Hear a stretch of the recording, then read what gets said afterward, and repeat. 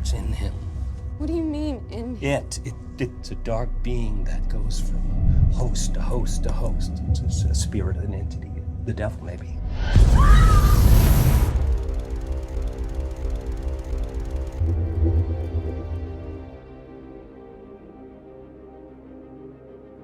Hey guys, welcome to Happywax TV. Okay, so God honestly, this is like the 10th time I have tried to get through this fucking movie review. I just can't fucking do it. I don't know if I've contracted the parasite that's in this movie and it's slowly starting to consume me, but I just having a hell of a time getting through this review. So I'm not gonna stop the camera this time. I'm just gonna power through it and be done with it because something's going on here. So anyways, the movie is called Becoming. It is directed and written by Omar Naim. Most notably, he was the director of Final Cut, starring Robin Williams back in 2004.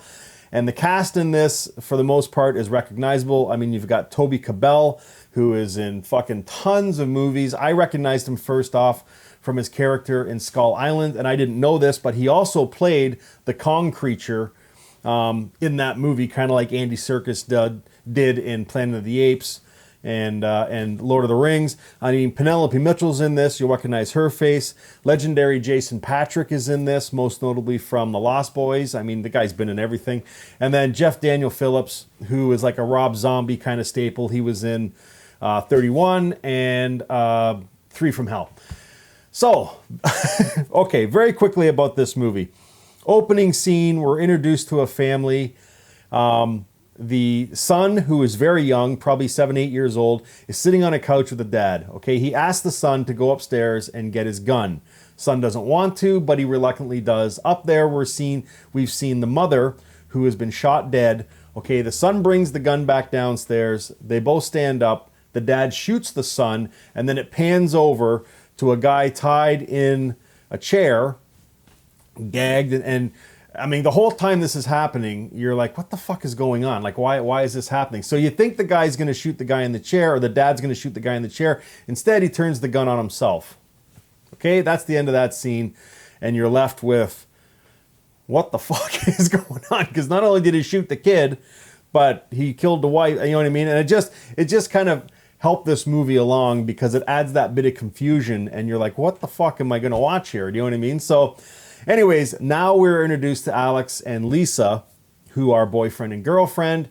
Alex doesn't have much family, but Lisa does, and they're doing a cross-country trip to meet Lisa's family so that they can tell them that they're going to get married. And, you know, that's pretty much the first act, is we're just introduced to these characters. Along the way, though, they do stop at Alex's friend's house, Glen. Now, I can't remember if he's a friend or if he's a cousin. But anyways, when they're in this house, this is when we first kind of see this parasitical entity. I mean, we never really know what this thing is. I mean, there's always this confusion about it, but it jumps from male body to male body, okay? And it picks and chooses where it wants to go and what host it wants to go into. So when we're introduced to this friend of Alex's, Glen, and his family, he has this parasite in him, okay? So when they go for this visit, I mean, Glen acts like a fucking total weirdo, especially towards Lisa, just by the things he says. And by the end of this visit, Alex and Lisa are ready to go, but Alex has contracted this parasite, and they show it in one scene when he's sleeping on the chair downstairs, and Lisa comes to wake him up to get the fuck out of there, and he opens his eyes, and this is the same shot that's on the poster, where he opens his eyes and both his pupils, or not his pupils, but the colored spots break into two. It's a pretty cool effect, you know what I mean? And then right there, we know Alex is fucked up, okay? Right after that scene, Glen kills his family, just like in the original scene, and then he commits suicide. Again, we're wondering, why are these people killing themselves? You know what I mean? But, I mean, okay, I'm going to get to this in a sec, and this is what really brought me down in this movie. In the second act, we're introduced to Jason Patric, and this is where this movie kind of took a turn for me. Okay, Alex gets in an accident, and he's in the hospital, okay? So in the meantime, Lisa, because she does notice that Alex is acting weird, she even goes so far to say that he smells different. And she legitimately says, "You smell like other men," okay? So, I mean, they're really trying to show you the transformation that is going on inside of Alex with this parasite, okay?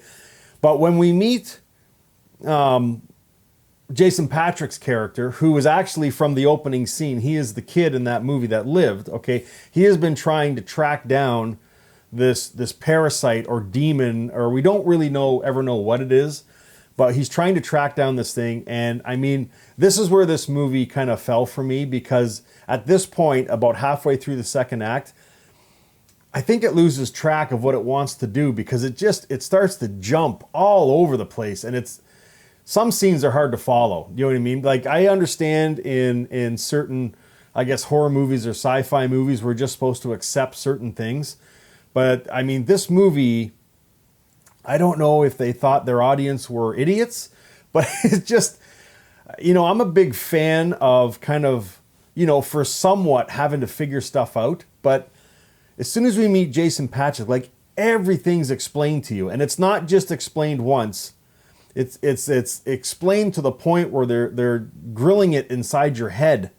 You know what I mean? And it's just, it really detracted me from this movie. Like, I mean, and I'm not saying this to be insulting, if you're a person who likes movies dumbed down for you, and everything has to be fucking explained right down to the fucking, dots on the I and the crosses on the T's, then this movie this is that movie. Because from halfway through the second act, right to the fucking ending, it's just like, here, we are going to dumb this fucking movie down, and we are going to explain everything to you.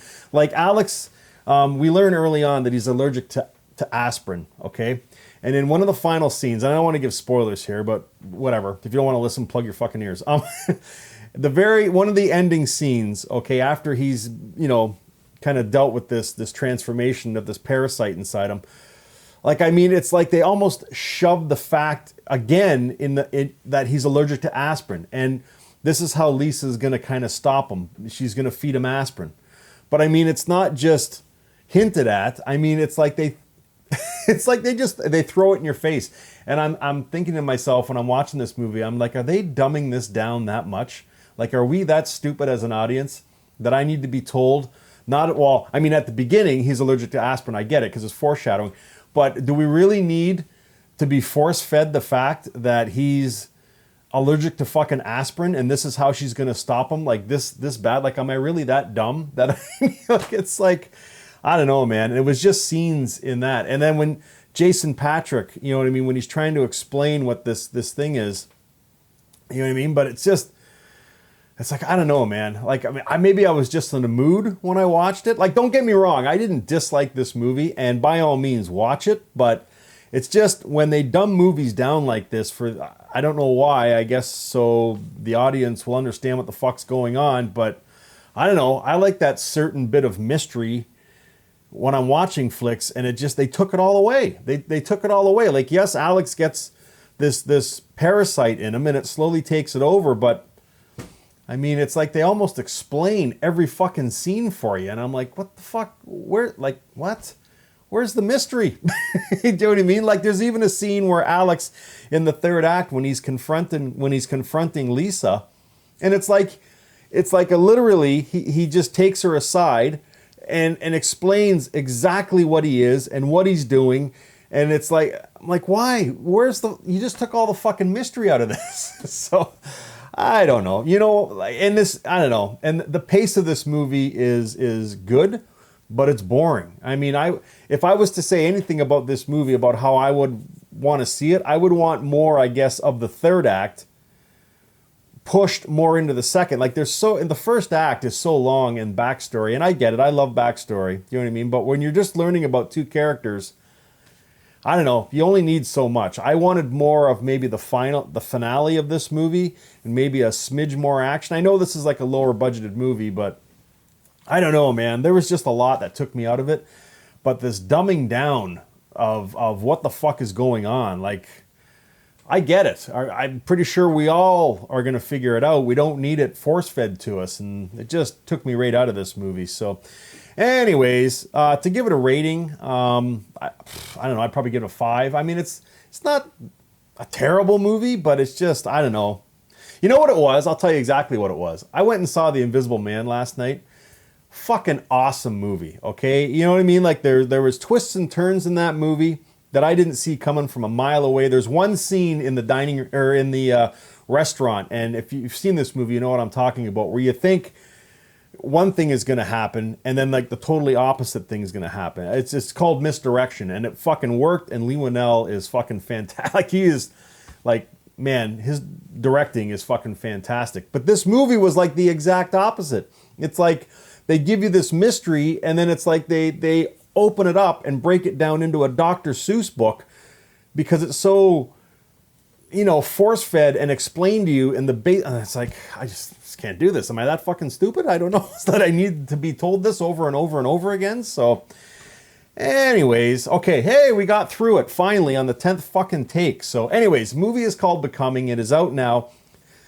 Please watch this movie, okay? I like I say with all movies, whether I like them or I don't like them, give it a watch and make your own opinion, and then come let me know if you agree with me or if you disagree with me. But I mean, it's acted great. I mean, no issues with the acting. It's just, it's the way it's put forward. I mean, the pacing is okay. The first act might be a little bit long, but it's kind of a boring movie. It's a boring movie, and everything is just handed right. There's no thinking in this movie. It starts off so well with that opening scene of this what the fuck moment, and then everything is just spoon-fed to you. So anyways, watch it. Let me know if you have the same opinion, guys, because I really want to know. Again, maybe I was just in the mood because I saw Invisible Man and I was coming off of that movie, and I don't know. Maybe it's just me. So anyways, Becoming, it's out now. Let me know what you think, guys. Please get back to me on this one. And as always, stay scared.